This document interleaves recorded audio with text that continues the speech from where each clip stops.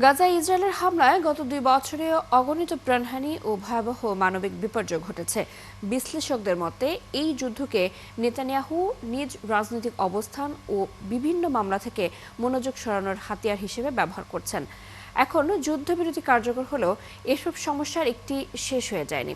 যদি নেতানিয়াহু নতুন কোনো যুদ্ধ করতে না পারেন, তাহলে আগামী নির্বাচনের আগে ও পরে তার সামনে কি চ্যালেঞ্জ আছে আর সেগুলো কতটা ভয়ানক হতে পারে তা উঠে এসেছে আল জাজিরার এক বিশ্লেষণে। বিস্তারিত মনিরুজ্জামান বাবুর রিপোর্টে। লিলি বিউটি সোপ, যার অ্যান্টি এজিং গুণ তারুণ্য ধরে রেখে ত্বকে করে উজ্জ্বল। তারুণ্যময় উজ্জ্বল ত্বকের জন্য রিমার্ক। ইসরায়েলের এমন অবস্থা এর আগে দেখা যায়নি। দেশটি আন্তর্জাতিক মঞ্চে এমন একা এর আগে কখনোই হয়নি। বিশ্লেষকদের দৃষ্টিতে নেতানিয়াহু বিচ্ছিন্নতার প্রতীক হয়ে উঠেছেন। গত 2 বছরে ইসরায়েলের হাতে ৬৭,০০০-এর বেশি ফিলিস্তিনির মৃত্যু এবং গাজায় সৃষ্ট মানবিক বিপর্যয়ের দৃশ্য বিশ্বজুড়ে তীব্র নিন্দা ও প্রতিবাদের জন্ম দিয়েছে।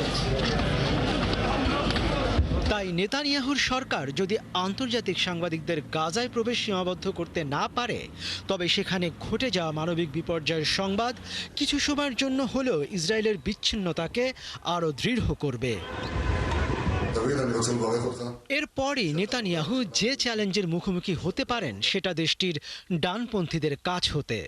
নেতানিয়াহু তার সরকার টিকিয়ে রাখতে প্রধানত দেশটির চরম ডানপন্থী দলগুলোর সমর্থনের উপর নির্ভর করেন।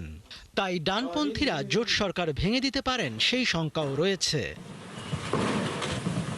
এদিকে আইসিসি ও আইসিজে এখনও নেতানিয়াহু ও ইসরায়েলকে দোষী সাব্যস্ত করতে পারে সেই শঙ্কাও রয়েছে।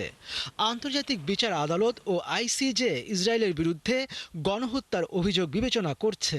মনে করা হচ্ছে দোষী সাব্যস্ত হলে নেতানিয়াহুকে এর জন্য দায়ী করা হবে। যদি তারা দোষী সাব্যস্ত হন, আইসিসি সর্বোচ্চ 30 বছর পর্যন্ত জেল দিতে পারে। এরপরই আছে নেতানিয়াহু ও ডোনাল্ড ট্রাম্প সম্পর্ক। বর্তমানে যুক্তরাষ্ট্র ইসরায়েলের প্রধান অর্থনৈতিক ও সামরিক সহায়ক এবং কূটনৈতিক শক্তি। যুক্তরাষ্ট্র ছাড়া ইসরায়েল গুরুতর সমস্যার মুখোমুখি হতে পারে। এছাড়া ইসরায়েলি প্রধানমন্ত্রীর জেলে যাওয়ার সম্ভাবনা এখনও রয়ে গেছে।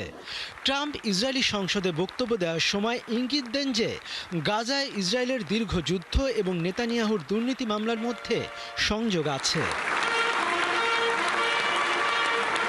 বর্তমানে নেতানিয়াহুর 3টি দুর্নীতি মামলা চলছে। তার বিরুদ্ধে অভিযোগের মধ্যে আছে ঘুষ নেওয়া, প্রতারণা এবং বিশ্বাসভঙ্গ। দোষী সাব্যস্ত হলে নেতানিয়াহুর সর্বোচ্চ 10 বছরের জেল হতে পারে। মনিরুজ্জামান বাবু, ৭১।